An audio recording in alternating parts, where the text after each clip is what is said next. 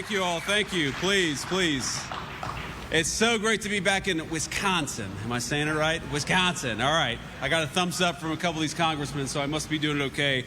You know, I think Kelly Loeffler, our small business administrator, is one of the unsung heroes of the Trump administration.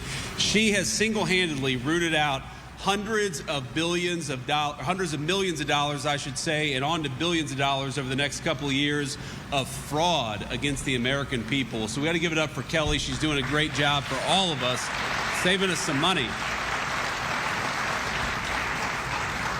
I will say I took special note of one thing that she said, though. Kelly said that I'm the coolest vice president in American history, and I said, Kelly, that is a low standard. That is a very low bar, but I do think that I clear that bar, but I think that was a low standard she set me to. But let me say a few words of gratitude before we get started today, because I'm so grateful to be back in this great state with all of its amazing people. You all know this, Wisconsin is a state with a proud tradition of building great American products with Wisconsin hands, and that's what we're here to celebrate today in this great facility.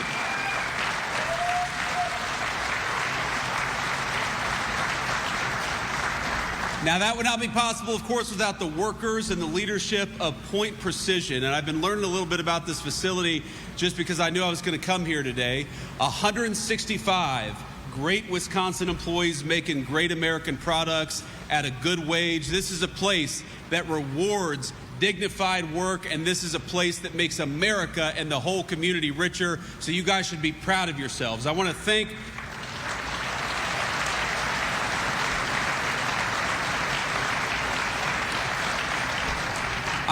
the family, Joe and Cindy, and their beautiful kids and all. It looks like we got some grandkids here, Joe and Cindy. That's amazing. Life's greatest blessing, of course. So great to have you guys. Great to see you guys. Wait, what is today? Thursday? Should you all be in school right now? I caught you.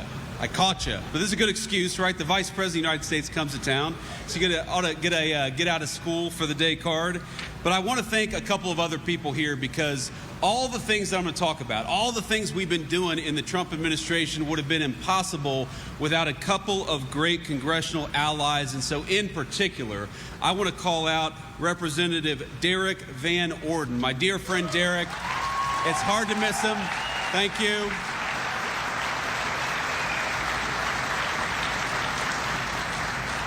I got to tell you, sometimes in Washington, you get to Washington, there are people you can trust, there are people you can't trust. Derek is one of those guys you can trust to always fight for the people who are in this room. He knows exactly where he came from, a proud veteran. And Derek was talking with me backstage. He's like, we got to do a little video together just so we can get it out there for the Congressional campaign. And I said, okay, absolutely. What do you need me to say? And he said, well, just say that, we fought alongside each other in Vietnam. I said, Derek, if we were Democrats, we could get away with that, but I don't think that's going to fly. We're Republicans. These media reporters are not going to let us get away with that. But there are so many great things about Derek, but all of the amazing things. No taxes on tips, that happened because of Derek.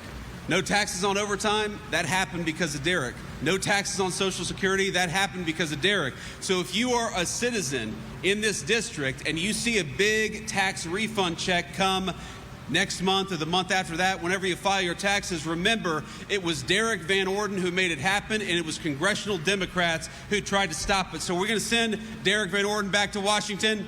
Yes.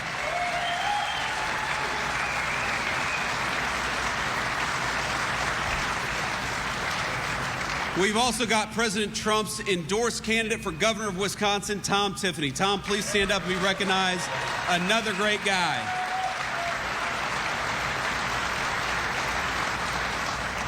Another guy without whom we could not have accomplished all the great things that we did in Washington, D.C. Now he wants to come back home and serve as governor. Are we going to make Tom Tiffany the next governor of Wisconsin?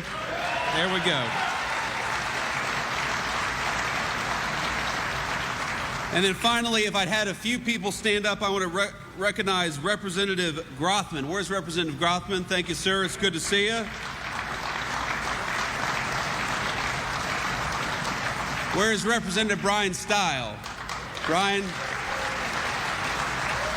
A great guy. We're not in Brian's district, but a great guy. We've got Wisconsin GOP Chairman Brian Schimming. Where's Brian Schimming? Thank you. State Treasurer John Lieber. Where's John Lieber? Thank you, man. Thank you for your service. And finally, State Senate President Patrick Testin. Patrick, where are you? Thank you.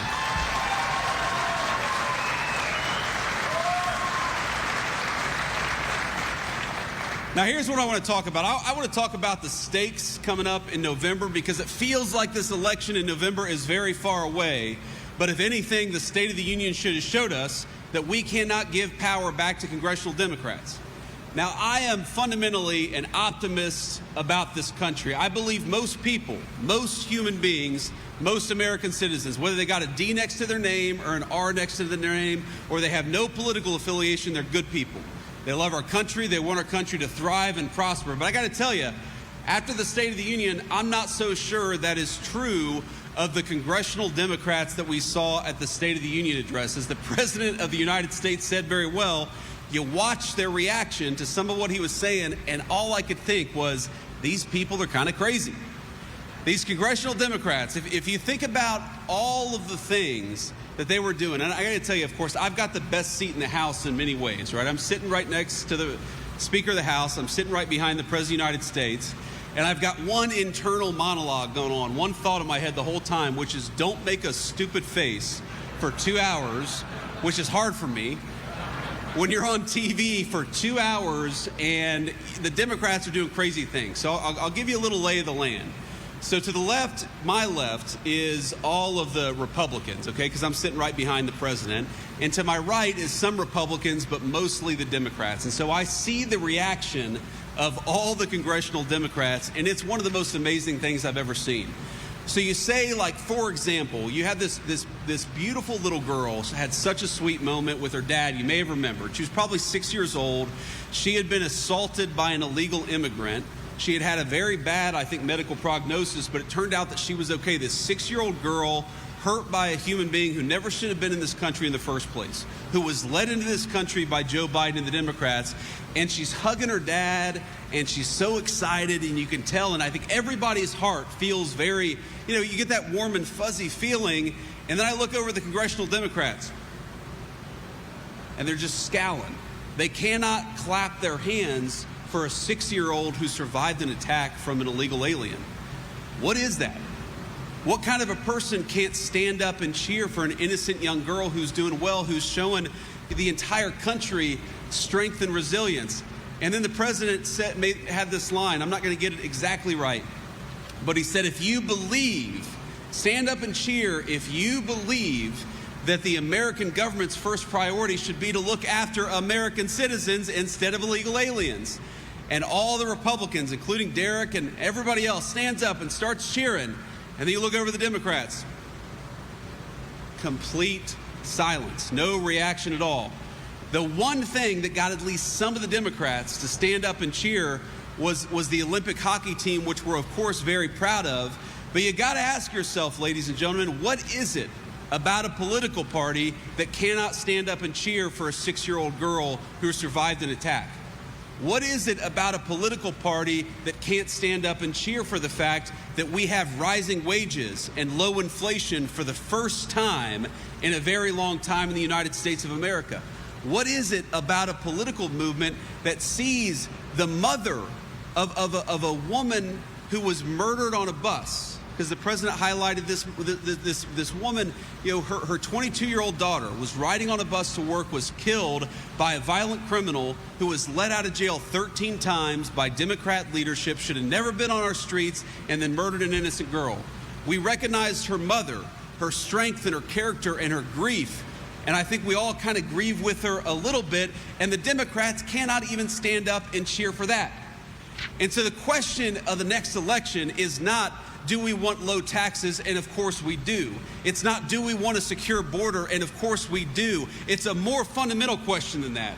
Do we want to give power back to the people who opened our border, who raised your taxes, who won't even cheer for a 6-year-old girl who was wounded because of their bad policies? And I think our answer to that is hell no. We want to give power back to the people like Derek Van Orden who fight for us.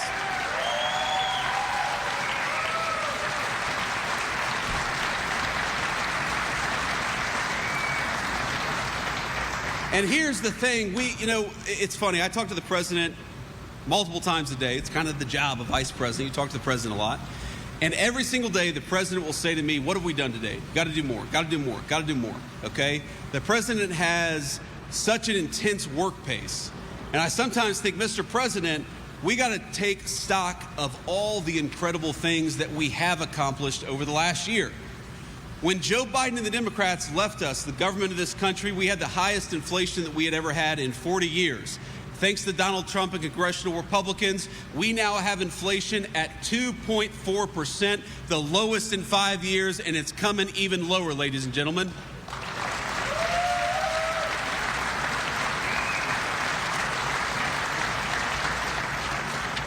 Under Joe Biden and the Democrats, the average American lost $3,000 in take-home pay, and under Donald Trump and Republicans, in just 1 year, the average American has seen $1,700 increase in take-home pay. That is more money in your pocket, and that's what we're here to do, is make you guys more prosperous.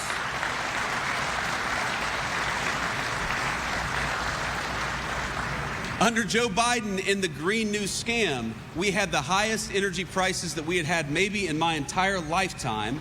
And then we had Republicans take over with a simple principle, which is drill, baby, drill. Get the oil and the gas out of our territory. Use American workers to provide American companies the energy that they need. And now we've got gas prices lower, we've got electricity and utility bills lower, and we've got companies just like Point Precision that can actually afford the cost of doing business, which they couldn't do when Joe Biden was in charge. So it's funny to me, when the Democrats talk about affordability, you heard the president talk about this in the State of the Union address. Hearing the Democrats talk about affordability is like hearing an arsonist complain about fire. It's your fault. You guys left us a country with sky-high inflation. You all left us a country where we were going everywhere but America for energy. You left us a United States of America where the average family was $3,000 poorer. So our attitude is, you know what? When you talk about affordability, you're exactly right. You caused an affordability problem, Congressional Democrats, and we are here to fix it.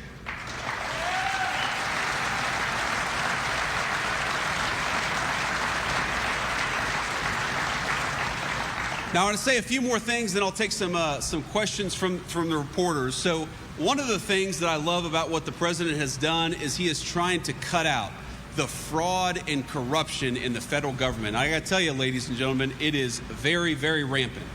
We have way too many people who got way too comfortable getting rich off of your tax dollars instead of providing the services that they need or maybe giving you a tax cut.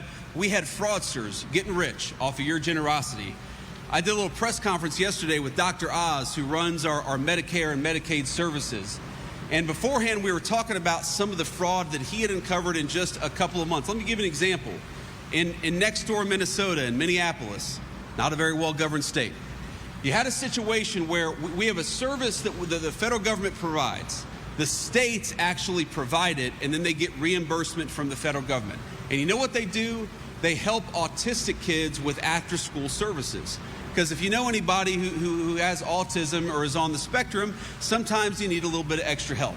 And so we've got a program there to help those special needs kids to make it easier for their families.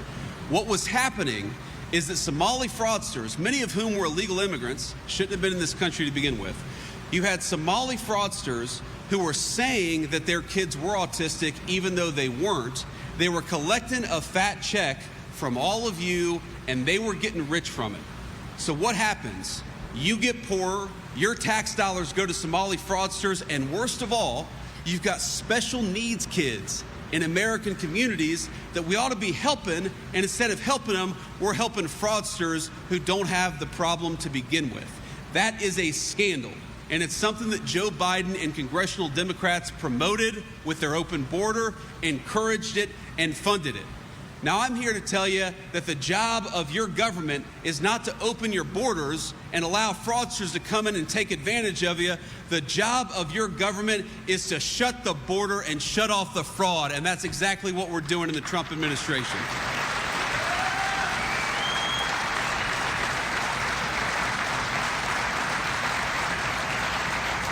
But you know, it's actually not just the people on the ground who are committing some of this fraud. Some of the worst corruption is the corruption that you see in the federal government.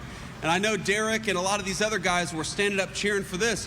Why don't we stop allowing congressmen and congresswomen to get rich off of insider trading? Is that common sense?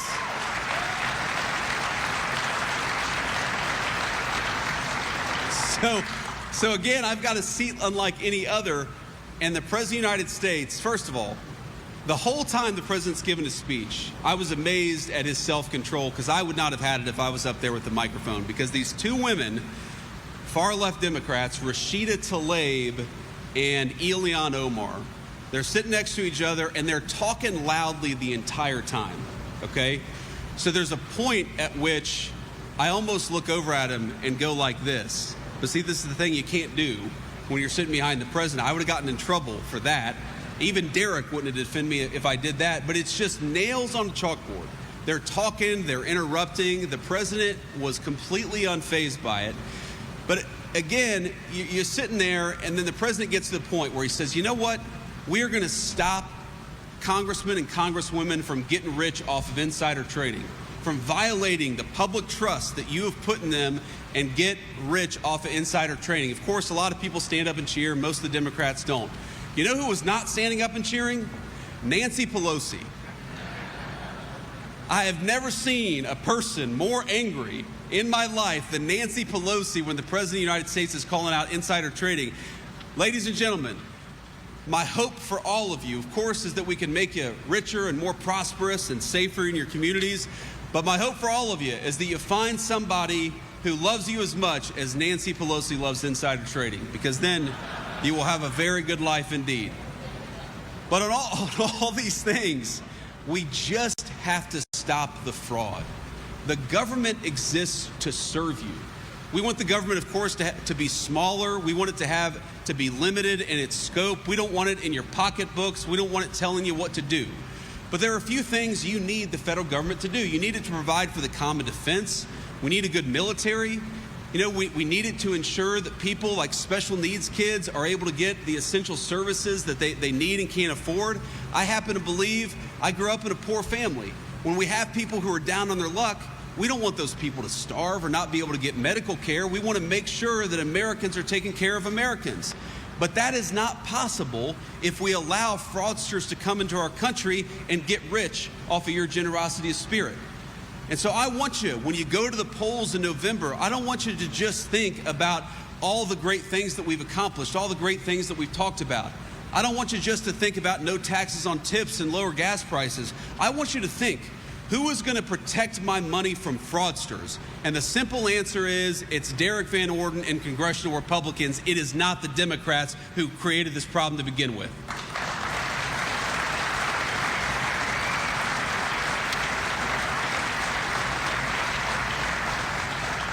Now, I got so many notes here. I could sit here and go on for another 45 minutes. Housing prices are down. Apartment rents are down 4 months in a row. We came in saying we wanted to make housing more affordable, and we're starting to make good progress on that.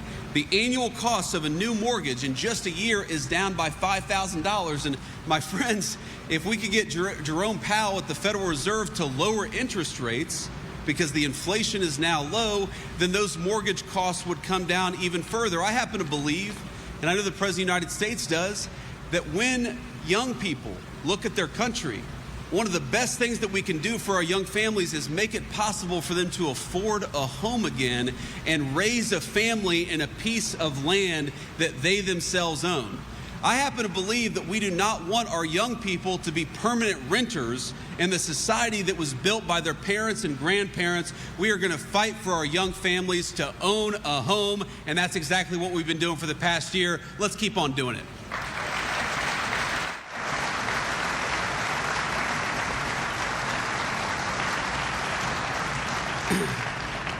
But let me just close with this one final thought, and then I'll take some questions from the media. There are a lot of specific issues that matter. We could talk about all of them. We could talk about the fact that we've got a closed border and they opened it. We could talk about the fact that we've got the lowest murder rates in the United States of America in 100 years. And you wonder, how did that happen so quickly? Two reasons. Number one, we empowered our great law enforcement officers to do their job, and the last administration was holding back. And two, we got a lot of violent criminals the hell out of this country and sent them back to where they belong. That's how you get a low murder rate. We got so many things we could brag on, so many things that we still got to do. We still got to work to make homeownership affordable for our young families. You know, you've probably seen the headlines about, you know, the stock market has been doing incredibly well because the economy's been doing incredibly well. But the president asked me probably 4 months ago, he said, what about the Americans who don't own stocks?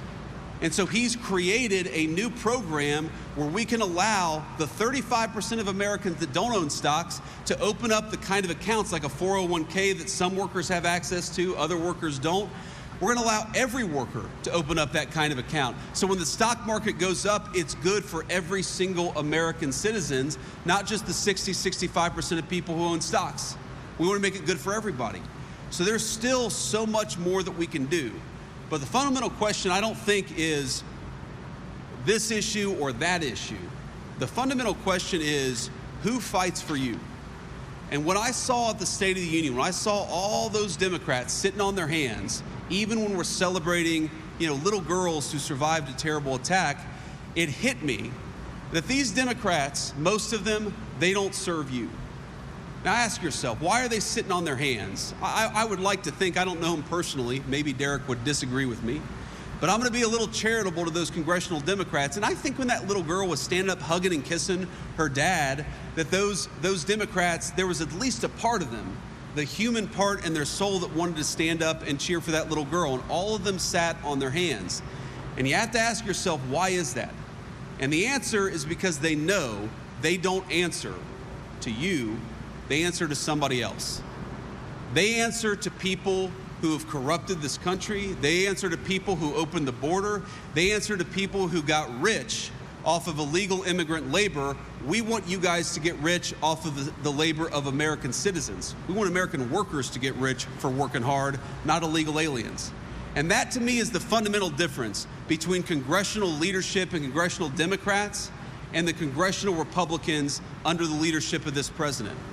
These guys, they don't serve you. Watch a speech of any of the congressional Democrats. Go watch if you can handle it. Maybe have a few good Wisconsin beers beforehand and prepare yourself.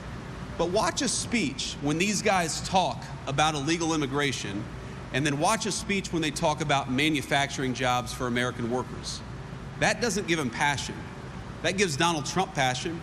That gives Derek Van Orden passion. The idea that every single one of you should have a good job, a good life if you work hard and play by the rules. The idea that our young families should be able to own a stake in their country. That's what fires us up. That's what we're fighting for in government. But you watch these congressional Democrats, what really fires them up, they get really mad at the idea that we're deporting illegal immigrants. They talk about the dreams of illegal immigrants who have come into our country, but what about the dreams of you and your children? Because that's who I'm fighting for. That's who Donald Trump is fighting for, and that's who Derek Van Orden is fighting for. I'm not going to tell you, and I know there are a lot of people who are going to watch clips of this or even watching it live right now. I'm not going to tell you you're going to agree with us, agree with me on every single issue. That'd be impossible.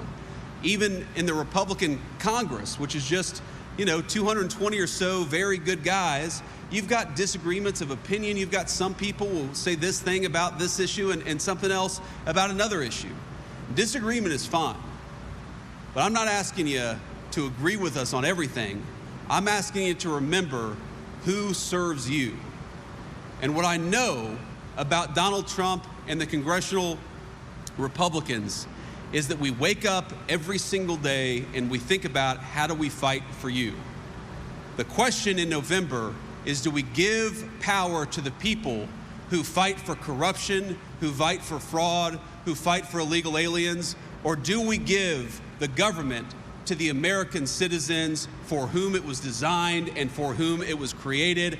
I think I know the answer. Let's vote for our people. Let's vote for Derek Van Orden next November. Thank you all.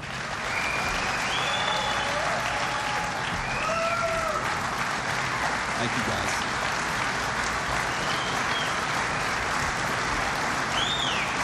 Thank you all. Okay. Thank you. Please have a seat. And what we'll do is we'll answer a few questions from the media. And I would ask that the local reporters get first dibs here, and then we'll answer as many questions as we've got time for. So go ahead. Alex Loroff with Spectrum News 1. Mr. Vice President, there was a poll released yesterday of Wisconsin voters where 70% of respondents said their biggest concerns right now are affordability and the cost of living. Sure. What can still be done at the federal level to ease some of those affordability concerns that Wisconsinites still have? Well, look, it's our top concern, too. We want people to be able to afford a good life. Nothing breaks my heart more than the idea that you've got somebody who goes out, they bust their rear end, they come home, they want to give their kids a nice meal. Maybe once or twice a year, they want to take their kids on a nice vacation. We want people to be able to afford that so long as they work hard and play by the rules. And I think the thing that we've tried to remind ourselves of in the Trump administration is we were put in a very big hole. When you talk about the average American family under Biden's leadership that lost $3,000 of take-home pay, we think every single day, how do we get that $3,000 back and then some? You heard me say earlier, and this is a true statistic, that the average American family has gained about $1,400 under the Trump administration just in about a year and a month. Now, that's something we're very proud of, but we think every single day that still means that compared to when Biden took over, those Americans are still running behind. They're still catching up. So I think what we have to do every single day is come up with ideas for how to make the American people's lives better, and that's what we're doing. Some of this is the policies that we've already put in place take a little bit of time to work their way through the system. Some of it is we got to keep on working at it. You know, a few months ago, the President of the United States had the big pharmaceutical companies into the Oval Office.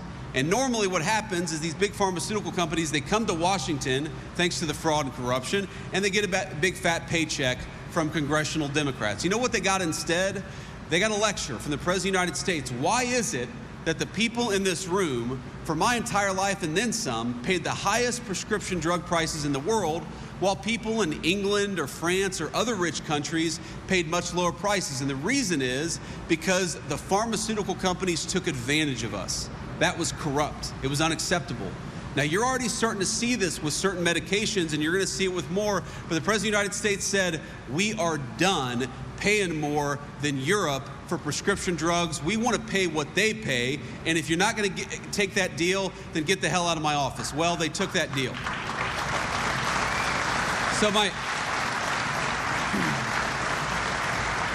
So we got to keep working at it. But I'd say to Wisconsin voters, whether they're conservative or liberal or in the middle, I'd say to them, ask yourselves what kind of a hole the Joe Biden era put us in, and do you want to give power back to the people who created those problems, or do you want to double down on the administration that has busted our tails for the last year to fix those problems? Let's double down on the leadership that's fixing the problems, not the leadership that created them.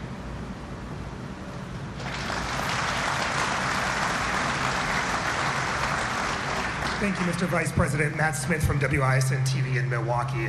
On the fraud efforts and what we saw in Minnesota yesterday, here in Wisconsin, the governor has refused to give over the SNAP data here in the state, along with the voter data. I'm curious, is there a point, or at what point would the administration withhold federal funds from Wisconsin? Well, look, we're going to look at every option that we have because we've got to stop this terrible fraud, but that is absurd. Ask yourself a question.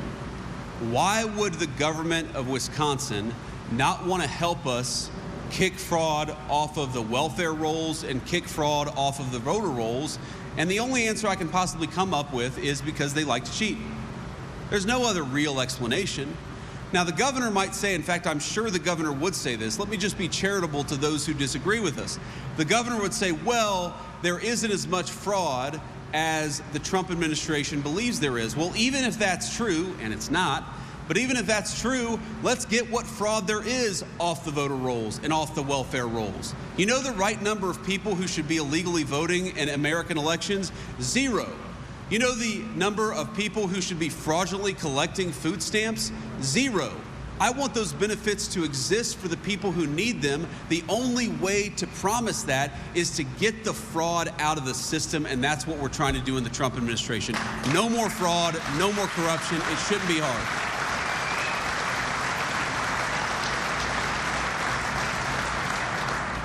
Thank you, Mr. Vice President. Ellie Davis, Local 5 News.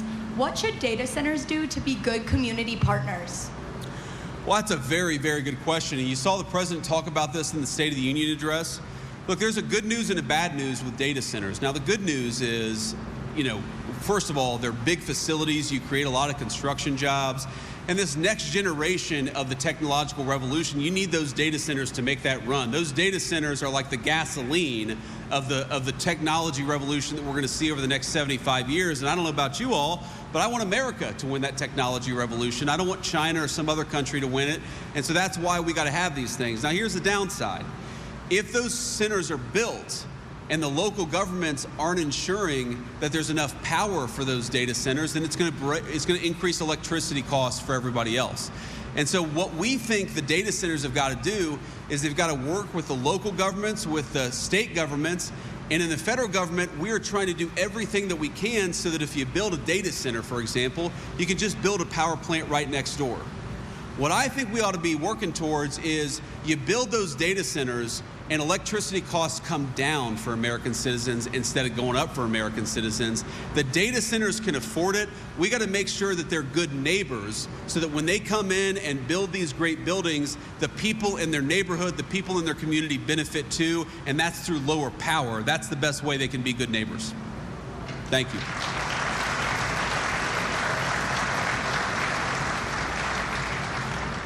Hello, my name is Laura Schulte. I'm a reporter with the Milwaukee Journal-Sentinel. And in Wisconsin, rural hospitals are struggling. Closures are creating healthcare deserts for parts of the state. And what can be done federally to keep those hospitals open and providing necessary care to community members? Yeah, I appreciate that question. It's a very, very serious problem. And unfortunately, this, like so much of what's going on in our country right now, is a problem that we inherited from the last administration. If you look at the number of rural hospital closures that were happening in 2022 and 2023 and 2024, it was really accelerating.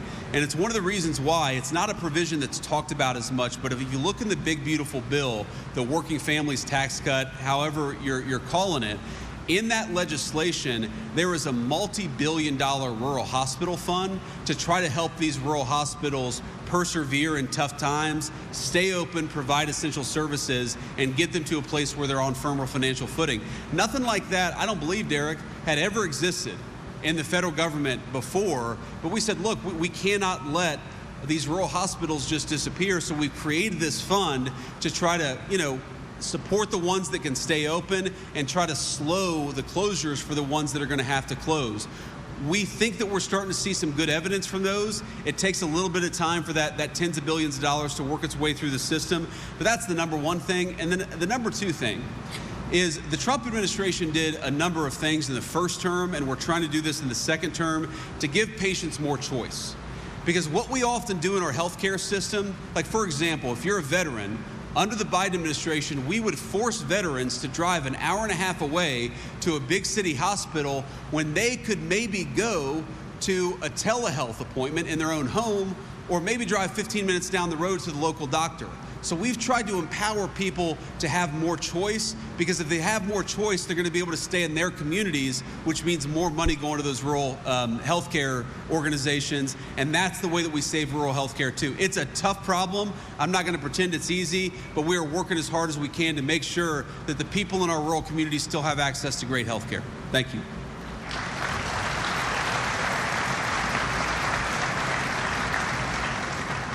Stephanie Hoff with the Midwest Farm Report Radio Network, talking to farmers across the state of Wisconsin. My question for you today is, commodity markets have not been friendly to Wisconsin farmers. I'm talking corn, soybeans, and dairy. What is the administration doing to bolster trade, increase export markets, and those relationships to bring market prices back up? Yeah, so the good news on that is that our great Secretary of Agriculture, Brooke, has been on this from the very beginning. I think it was maybe the first cabinet meeting where Brooke comes up to me and says, JD, the farmers have inherited a mess, and we've got to do everything that we can to ensure that they can stay afloat during this very tough time. So one of the things that we're doing is making sure that wherever commodity prices are, that our farmers can do their job, they can provide their food, and if they fall on tough times, there's a little bit of a support mechanism there. Now, you might say, why do we do that? But the answer is actually very simple. If we don't have American sovereignty in our food supply, we don't have sovereignty at all. If you cannot depend on your neighbors to provide your food, if the food that you're relying on comes from another country, say goodbye to sovereignty, because that country is the one that controls you. The country that controls the food is the country that will ultimately control the entire world. So we've made very strong efforts, and we're going to keep on working at this with our farmers to ensure that whatever commodity prices are, they're able to stay afloat, they're able to grow their products. We know that they're struggling, and we're trying hard to fix that. The other thing the president has done is, for a very long time, China, one of the biggest buyers of soybeans, they would take advantage of American markets, but they would not take the product of Wisconsin farmers, whether it's corn or soybean or whatever it is, they would not offload that product into their country. Now, that was a fundamental unfairness, and that's why the president is fighting back and making sure that we have fair trade practices. If you don't have countries honoring the United States of America, our great farmers and our great manufacturers, if you have countries that are able to come in and undercut the wages of our workers, but we're not able to export their product, ladies and gentlemen, that is not trade, that is international fraud, and that's what's been happening far too long all over the world. The President of the United States is stopping it. We're going to keep on stopping it to the benefit, not just of Wisconsin farmers, but Wisconsin manufacturers too.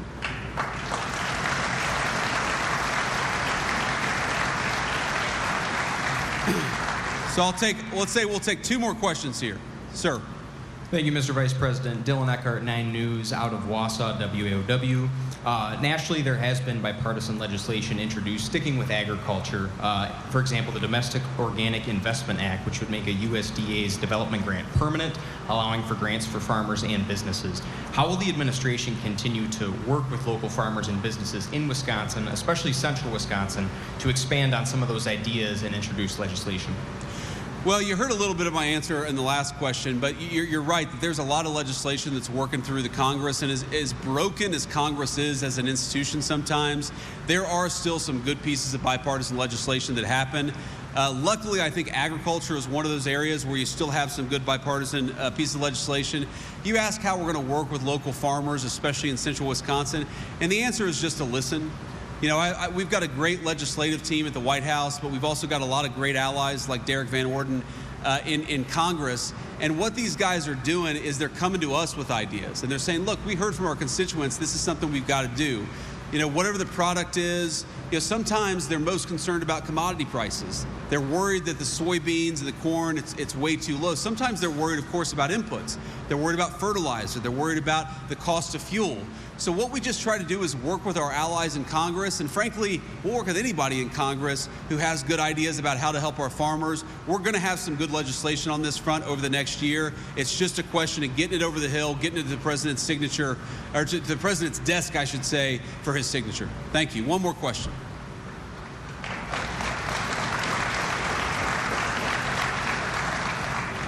Thank you, Vice President. Derek Schritz, Newswatch 12, and Ryan Lander.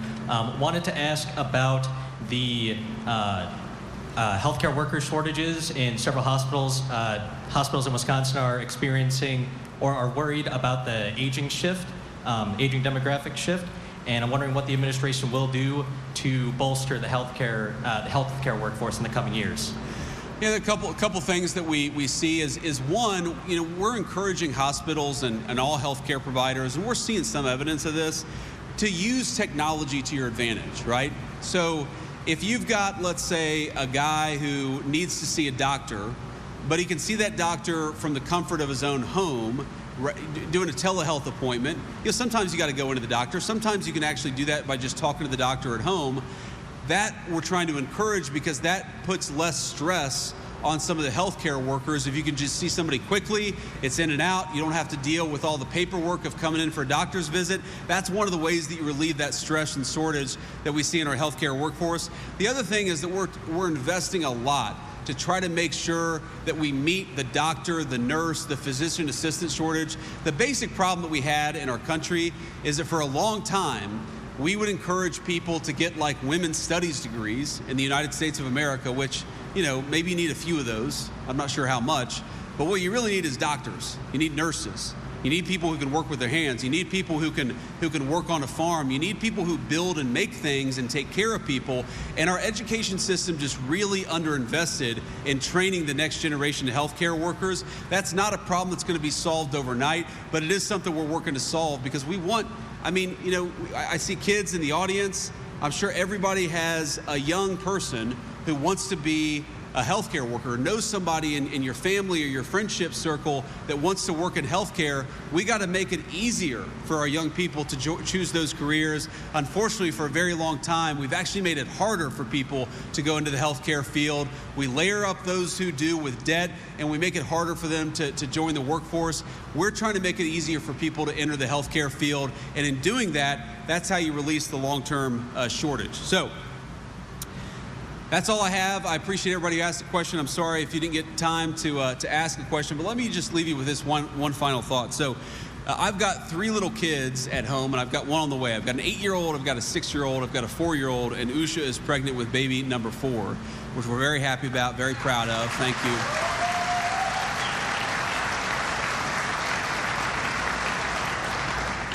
But my 8-year-old, you know, he's gotten really into football in the last probably 3 or 4 months.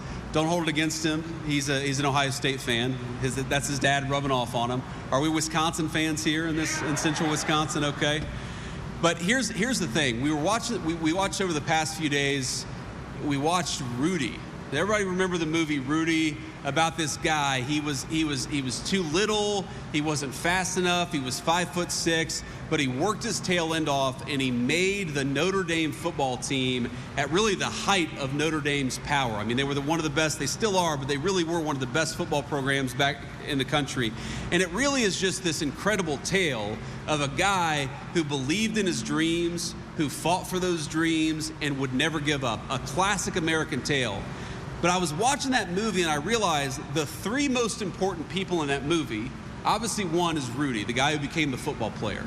But number 2 is Rudy's dad, and number 3 is the priest. There's a priest in the movie who sort of serves as a spiritual counselor to Rudy. And it kind of hit me watching this movie that the American dream takes many shapes and sizes. I think all of us know that. Even among our own kids, our grandkids, our friends and family, you've got the striver. You've got the guy like Rudy who's got really big dreams, wants to play football for Notre Dame, and is going to make those big dreams happen. But you've also got a guy like Rudy's dad, a guy who just wanted to work a good job, who wanted dignified work, who wanted to raise his family and take a nice vacation every now and then. And then you had this priest who was kind of the glue that held everything together, that helped people when they were struggling, that provided counsel to people when they were down on their luck, and was empowered to be a leader in the community. And I realized watching this that when we talk about the American dream, I'm not talking about my American dream. I'm talking about your American dream. Whether you want to have a good job and raise a healthy, happy family, whether your kid wants to go off and play college football, whether you want to start a business like the one that we're standing in, whatever it is, the great thing about this country is that the American dream comes in many shapes and sizes. But here's the thing about the American dream. The government cannot give it to you for you. But the government, with bad policy and bad leadership, it can destroy that American dream, whatever shape it takes in the lives of you and your children. And so I just want you to know that I'll never forget where I came from. Raised in a poor family, raised by a grandmother who would sometimes struggle to pay her prescription drugs or put food on the table and had to pick one or the other. And here I am before you, the greatest crowd in the world, as the vice president of the greatest country in the world. This country is still a place of very big dreams. But I'm not going to pretend that my dream is your dream, and I just want you to know that every single day I go to work, And every single day, Donald J. Trump goes to work, and we fight for the American dream for you and your family, however you define it. We would really appreciate you not sending us a bunch of crazy Democrats in November, so please don't do that. God bless you all. Thank you.